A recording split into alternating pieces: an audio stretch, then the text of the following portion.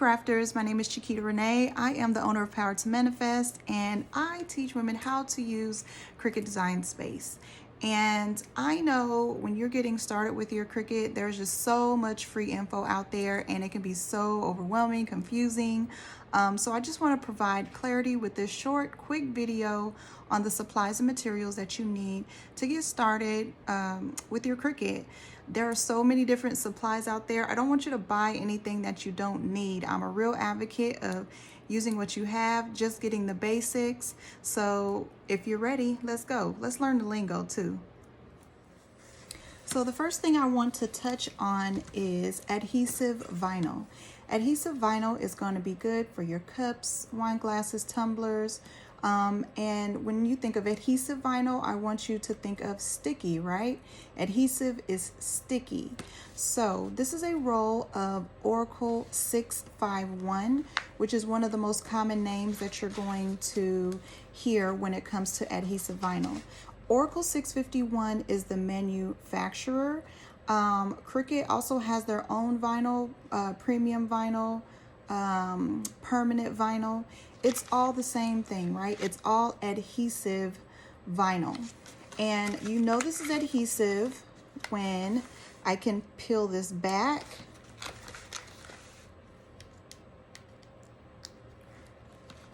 All right, it has this backing here, and the other side is sticky, all right? This is adhesive vinyl Oracle 651. You can purchase these in rolls. I love to purchase the rolls from AtlantaVinylStore.com. That is my go-to place. This roll right here probably cost me about $4. I want to say it was 5 feet when I started. Or you can get 12 by 12 sheets. Those are usually under $1. So that's adhesive. When you're using adhesive vinyl, you will also need transfer tape, okay? There are all different types of transfer tape. This is actually like a clear shelf liner, but you can purchase Sizer transfer tape or Caesar, S-I-S-E-R. That's one of my go-to. This is actually my backup. I prefer to use the Caesar transfer tape, and I get a big roll from Atlanta Vinyl for about $4. But this is used in conjunction with the adhesive vinyl. After you cut your decal, right? After you cut your graphic through your machine, then when you're ready to apply, you're going to use the adhesive transfer tape, okay?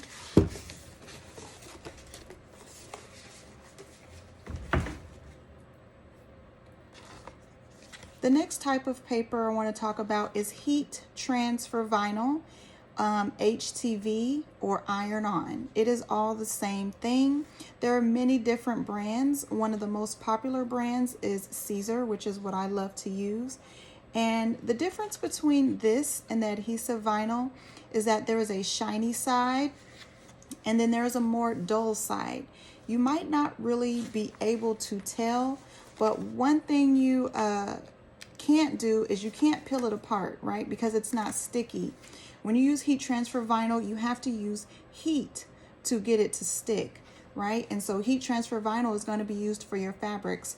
When you're making your shirts or tote bags or anything like that, you have to apply the heat to get it to stick, all right? And like I said, there's a shiny side and then there's a dull side. It's very important to know that when you are using heat transfer vinyl, when you are going to cut it through your machine, here's my Cricut mat. For example, when you're placing it, you always want to place the heat transfer vinyl shiny side down, shiny side down. The shiny is the built-in transfer tape. So there's not an additional transfer tape that you need to purchase like you do with the adhesive. It's already built in.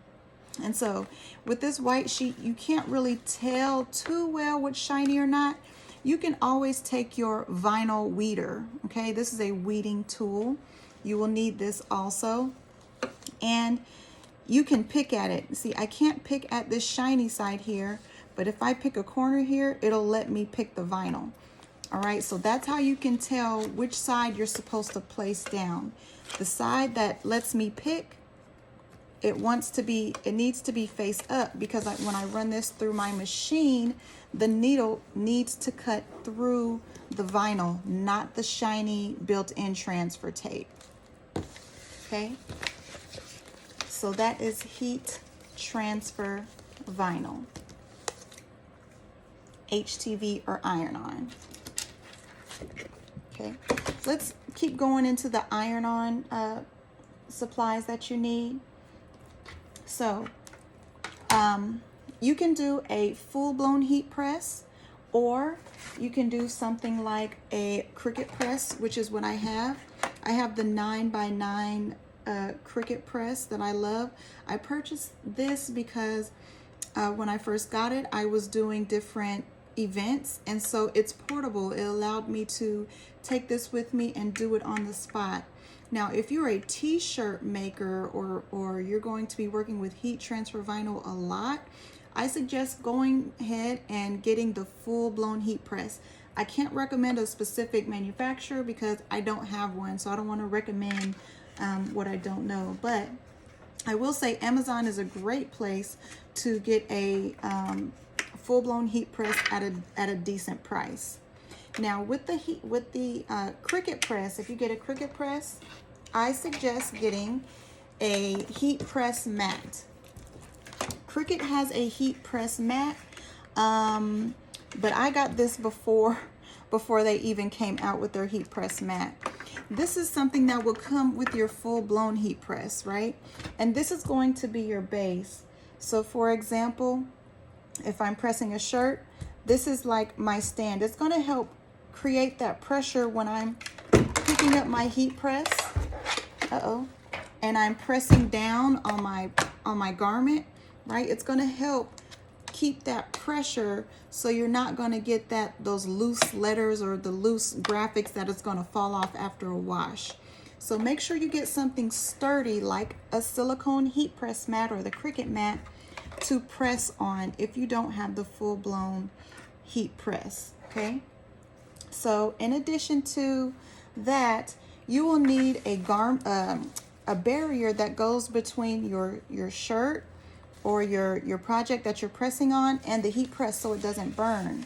So if, for example, I have my shirt here, this is going to go over the shirt, and then I'm going to press down. Okay, this is so you don't burn your shirt or the vinyl or anything like that.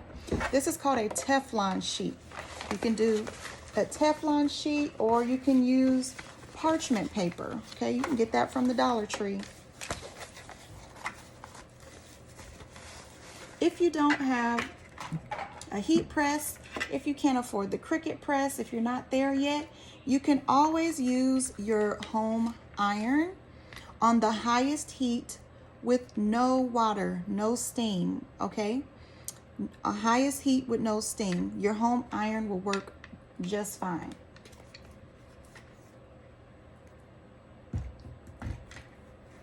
Something else that I use, because I was very much so into making masks, like a lot of the crafters around the country, especially when the pandemic first started.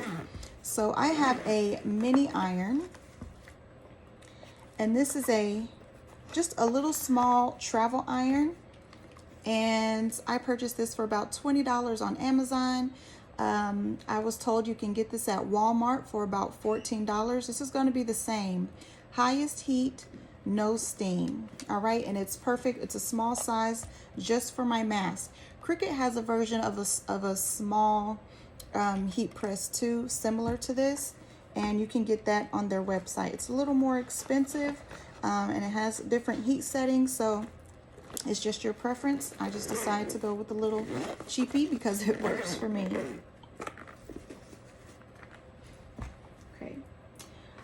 Also, when you are doing your print and cut projects, print and cut, if you don't know, your Cricut has the ability to work with your inkjet printer.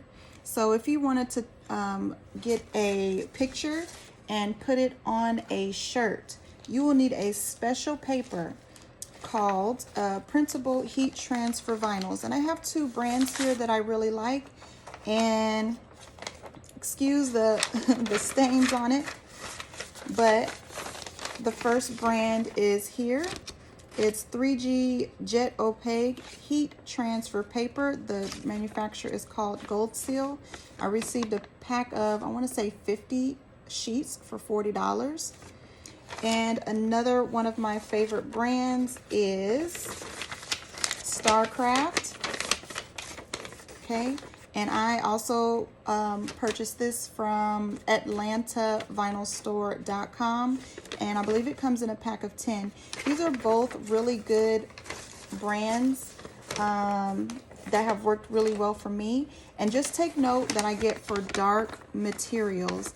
There is one for dark materials, which means like your shirt is a dark color, and there's one for light materials. You can, which is for white shirts. I just prefer using dark materials for everything, the dark transfer paper for everything. And just to show you what it looks like, what the actual paper looks like, it looks like a regular 8x10 sheet of paper, but the back of it does have a grid on it, okay? So when you are ready to print something through, if you're ready to put a picture, let's say on a shirt, for example, this goes into your inkjet printer. It prints out, and then you would put it on your mat and then run it through your Cricut machine. That's how that works. And the Cricut cuts around the image. All right, keep that in mind. Your Cricut is a cutting machine. Okay, it's not going to print anything in ink. You need an inkjet printer in order to do your print and cut projects. And just to show you what something looks like that I had cut it out. All right, so this is what she looks like. I printed this lady through on this paper through my inkjet printer, and it's just regular plain on the back, but it's heat enabled, right? So when I put it on my shirt, I'm gonna put my Teflon paper on and then press. You could also do stickers. So the process is still the same. It's still a print and cut project, and the paper looks very similar, except for you would peel it back and it would be sticky, right? Because stickers are adhesive and it's sticky. This is the brand that I like to use, Astro Brights, and I actually picked this pack up from Walmart, and I enjoy this brand the most for my stickers. I believe Starcraft has a brand for stickers also. All qualities aren't created equal. So you may start off with one material and, you know, just experiment. Just because there are a lot of different manufacturers on there, I just wanted to share with you the ones that I like to use the most. All right, so that's it for the papers. It's pretty basic, pretty straight to the point. I hope that was very digestible for you in digestible steps. Let's talk about a few other materials that you'll need, or supplies. You'll want to make sure you have yourself a good pair of craft scissors, okay? Also, here's that vinyl weeder again. See, it has a sharp tip. And so what you use this for is after you cut your graphic through the machine, you're going to have to take off the excess vinyl, right? Because you're only going to want your graphic left on the sheet. And you're going to use the weeder to peel up, to pick out the excess vinyl that needs to come off. That's a vinyl weeder. When you're working with your adhesive vinyls, you'll most likely be using a vinyl scraper, a craft scraper. You can also use a credit card if you don't have one of these yet. I used a credit card for the longest time before I decided to invest $5 into getting one of these. But this is what you're going to use to scrape your decal onto your project, right? Onto your cup or whatever, because you want it to stick with no bubbles. This is what you're going to use here. As far as sizing, people get real confused about sizing and not knowing how to size. My best advice to you for sizing is to get you some sort of measuring tape to use. The sewer's tape from the Dollar Tree works really good. But you would just put it against your product to see how big you want it. So for example, if I wanted to put something on here, this is a fabric, so I would use heat transfer vinyl. If I want to know how big to make my graphic and design space, I'm just going to simply go here. So I would probably do a 3 by 3, a 3 by 3 inch decal to put on top of here. So best bet is to use some sort of measuring tape to help you decide dimensions. All right, so I hope that has helped give you some type of clarity on the supplies and materials that you need to get started with your decal and iron-on projects. Again, my name is Chiquita, and if you'd like more information on my Cricut classes, which specifically go over the software design space, which is what you need to know before you even start crafting, you can find information at powertomanifest.com/class bundle. It's 3 classes, and you can log into and watch as many times as you need, anytime for up to a year. You also have access to the private student group. Our group is awesome. The ladies are always so helpful. If you have any questions, everyone there is there to support you. And I do live classes monthly for students only. So, you know, you're covered on all bases. If you need help, if you're confused, if you're frustrated, you have a community of crafters that you can come to get encouragement, to get the know-how, to get clarity. And you know, crafting is fun. It can be very kind of daunting at first if you don't know what's really going on. So I'm here to help, and so are my ladies here in the group.